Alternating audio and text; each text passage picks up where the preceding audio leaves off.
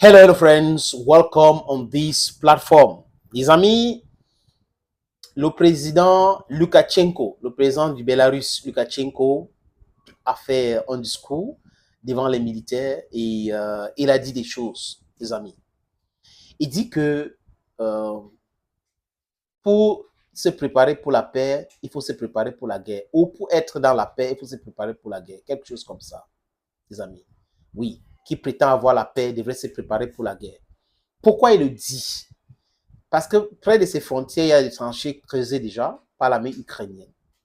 Et il aurait des renseignements qui disent que la CIA aussi autour de sa frontière avec l'Ukraine. Donc, les forces et les mercenaires, les services secrets de l'Occident sont près des frontières bélarusiennes. Et après l'attentat du Crocus City Center, City Hall, où les assaillants ont été arrêtés, d'autres sont en train d'être arrêtés, les gens qui ont acheté les véhicules, ceux qui ont acheté les armes, qui ont loué les appartements, et tout cela, les téléphones des assaillants ont été fouillés et autres. Ça pousse le président Loukachenko à avoir peur, et qui a peur s'apprête pour se défendre. Donc, pour rester dans la paix, selon ce que lui, il a dit, il faut que son pays prépare la guerre. Et on sait que son pays est l'allié de la Russie.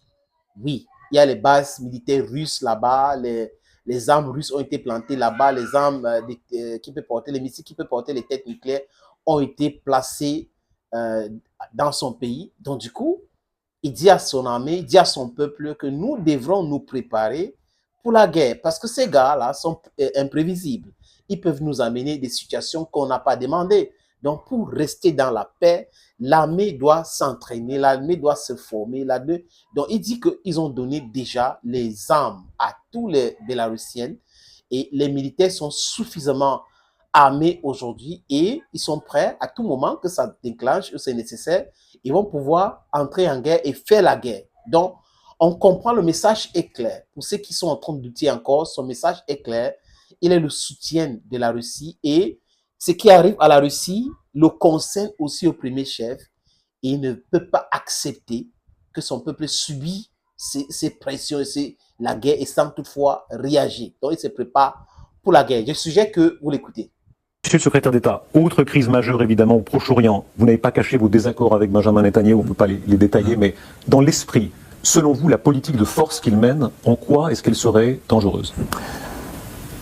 Il y a un défi extraordinaire pour l'Israël. Et là, le débat que faire après l'attaque du 7 octobre, le jour d'après. Je pense qu'à un moment donné, vous allez voir, la Chine avait envoyé des signaux. Hamas aussi en Occident. Et le danger les Indiens vont envoyer ces mêmes ça représente, danger les Brésiliens continu. Vont envoyer ces mêmes signes. Du moins, c'était non seulement normal, c'était presque une obligation de répondre et de répondre en sorte que le 7 octobre ne pourra plus jamais se reproduire. Et n'oubliez pas, Israël s'est retiré de Gaza. Donc le grand frère est en train de, en première ligne, selon leur point de vue, selon leur analyse de la situation actuelle, en train de les défendre, en train de s'opposer à cette hégémonie brutale de l'Occident contre tout le peuple du monde, alors que les gens ne sont pas d'accord avec cela. Donc du coup, Loukachenko, il est dans sa logique depuis le début. Vous savez, quand il a modifié la constitution pour faire un troisième mandat, les Européens ont sanctionné son pays, ont dit que l'opposition avait gagné, ont dit que les sanctions brutales. Et un journaliste avait posé la question à Jean-Yves Le Drian de savoir pourquoi n'avez-vous pas condamné le troisième mandat d'Alassane Draman Ouattara, vous opposez à cela. Vous n'avez pas mis les sanctions contre la Côte d'Ivoire, mais vous faites ça contre la Bélarus. Qu'est-ce que Yves Le Drian avait dit, Jean-Yves Le Drian? Qu'en Bélarus, il y a eu des centaines de milliers de personnes qui sont entrées dans la rue pour manifester contre Loukachenko. Donc, c'était normal de soutenir et de sanctionner la Bélarus. Mais en Côte d'Ivoire, il n'y a pas eu de manifestations. C'est quand même incroyable quand vous écoutez ce genre de discours. C'est des gens qui n'ont ni foi ni loi. C'est des gens qui sont d'une barbarie inouïe, qui sont d'un cynisme maladif, les amis. Cynical. Est-ce qu'on n'a pas tué les gens en Côte d'Ivoire? Est-ce que Ouattara n'a pas tué les gens? Est-ce que au Cameroun en 2008, qu'est-ce qui s'est passé? Pourquoi on modifie les constitutions? Idriss Déby avait dit que c'est la France qui pousse les pays africains et les présidents africains de s'éterniser au pouvoir. Et qu'est-ce qui s'est passé avec lui? Il est parti. Et ils ont fait la même chose partout. Et aujourd'hui, Belarus, c'est dictature et autres. Et vous amenez la guerre. Et qui avait soutenu la Bélarus? C'est la Russie. Donc les gars comprennent. Loukachenko et le gouvernement, ils ont compris que la Russie est avec eux de façon sincère.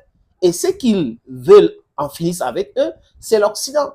Donc du coup, si l'Occident se mobilise pour faire la guerre contre la Russie, mais les autres alliés de la Russie aussi devraient se mobiliser pour la guerre, à la guerre comme à la guerre. Thank you, friends. Thank you again and bye-bye.